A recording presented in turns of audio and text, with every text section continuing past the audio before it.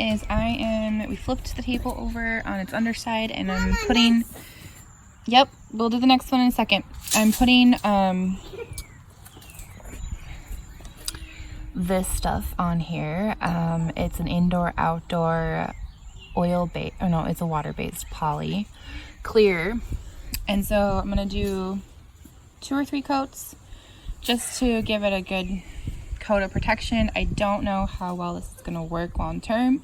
We may have to give it another coat next spring, not sure.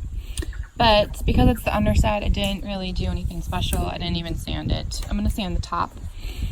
But we just sprayed it down with an air sprayer, wiped down any dirty spots, and then just putting the coats on.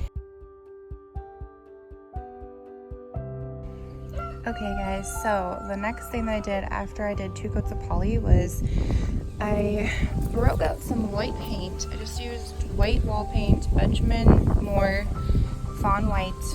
I wanted to use chalk paint, but I didn't have chalk paint left. Anyway, so I just did a really light, pretty light coat, and then I took some sandpaper and roughed up the edges. Well, first I used frog paint, but doesn't that look great? I just felt like it needed a little of that something. This frog tape is fabulous. You can get it at Walmart or Lowe's or Home Depot. Any hardware store should have it. It's really great for taping things off. It's pretty much my most favorite tape to use when it comes to taping off walls and trim and things like that.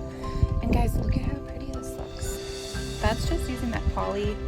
And I cannot say yay or nay to the poly because we literally found it in the barn when we moved in. So somebody else owned it before us or purchased it. So we didn't do any research, so I cannot vouch for that brand.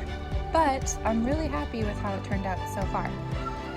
This is kind of one of those projects where it's like, let's just use whatever materials we have and see what happens, kind of a thing. Dumpster fire commence.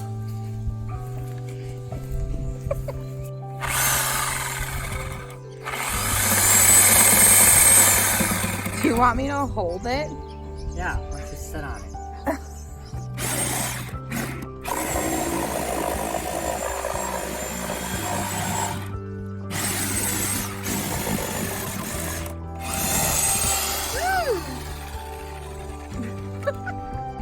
One leg. Done. Made out of a cedar post. Look at the beautiful heartwood. Ooh. Okay, and tell everybody where we got these. We got them from the woods of Tennessee. Yeah, Anthony went and lumberjacked them in the woods of Tennessee. Lumbered. Because that's what you used to do, you know, back in the youngin' years when you were young, muscular, and spry and hot looking. So if you ever find somebody who look like that, then send it to us and we'll go there.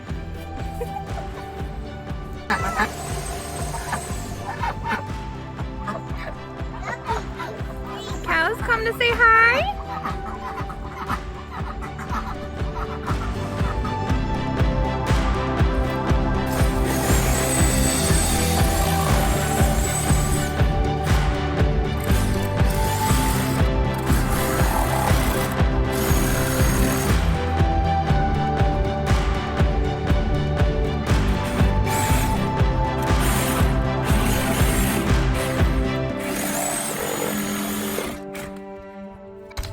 This is the redneck way of making farmhouse table legs. Not really. The other way is with a chainsaw. Okay, maybe not as redneck. So you cut out of corners. Yep. So slots in here. Nice. And all the weight goes on this part. It looks slightly crooked. How is that gonna work with the crookedness? With the leveling? Well, I'll probably have to shim it. Oh, okay. I'm using a Sawzall. It's hardly perfect. Okay. Just cutting legs at 15 degrees to allow a slight offset for a bench. And these are large logs. So you're doing both sides at 15 degrees? Yep. Okay.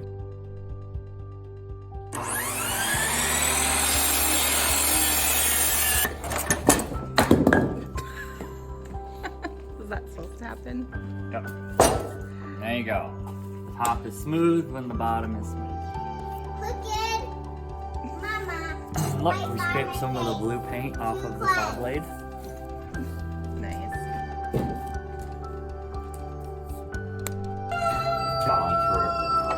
Wait, you need your headphones. I don't know where they are. Well, you better find them. Pepper, where'd you put them? I didn't put them anywhere. You put them somewhere. Where did I lose them?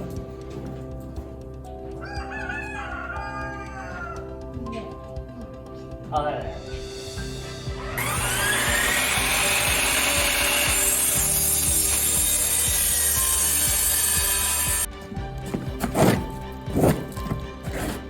Okay, so you're lining the legs up at the spot that you want them to be Roughly the spot.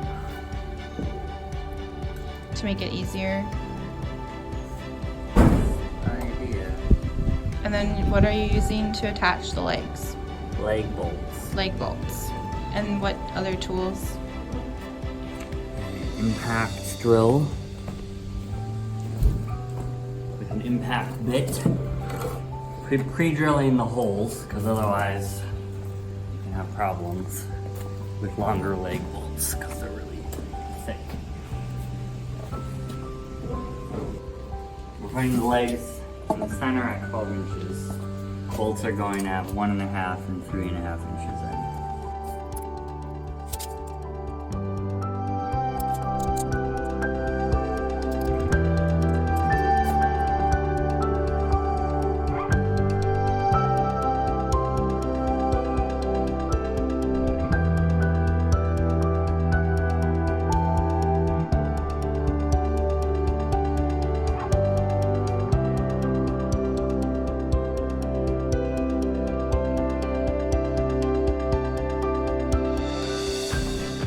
Sometimes bolts break.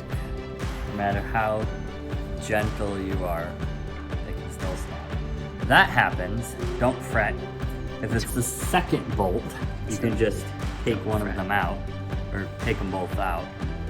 What I ended up doing was, I just took the leg over, clamped it down, sawed off as much of the bolt so it was flush, hit it with a hammer a few times so there's no jagged edges. And then I just flipped the leg over so that became the part that goes on the ground. So, and if you're making something for inside, you might worry about it scratching. First, you should have a felt pad on the bottom anyway, but second, it was smooth, like you could run your hand across it. What did you use to saw the bolt off? Just a hacksaw. 2 down, 2 to go.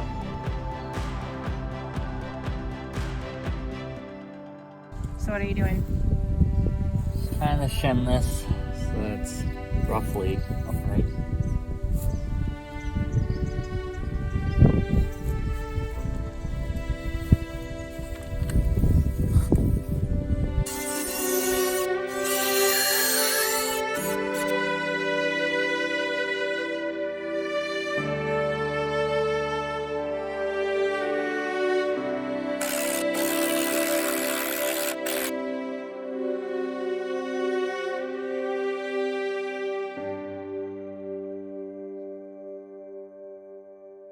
Okay, I managed to flip it over. That was hard. It was really hard work, but we did it. So here it is. Just need to sand the top and then poly it. And it's kind of wet right now because it rained and it got all wet. So sanding, poly the top, and then put the benches in front of it. Then we're gonna need some garden lights. It's gonna be so pretty. The vision of this table was to create a space that could be used for community, a space to gather, a space for friends to come over for dinner in the garden, a space for Sunday church or homeschool events. We built this table for less than $100, and I couldn't be more excited with how it turned out.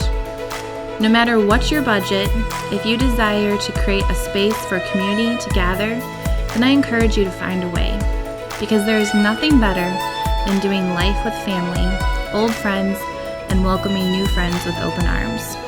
The world needs more love.